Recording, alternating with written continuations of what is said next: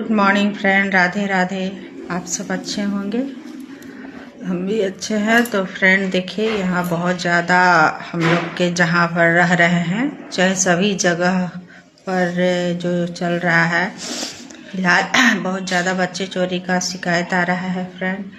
और ज़्यादातर बच्चे स्कूल से ही गायब हो रहे हैं छुट्टी के समय। जब छुट्टी होता है तो जो बच्चे गायब हो रहे हैं ज़्यादा स्कूल से ही गायब हो रहे हैं।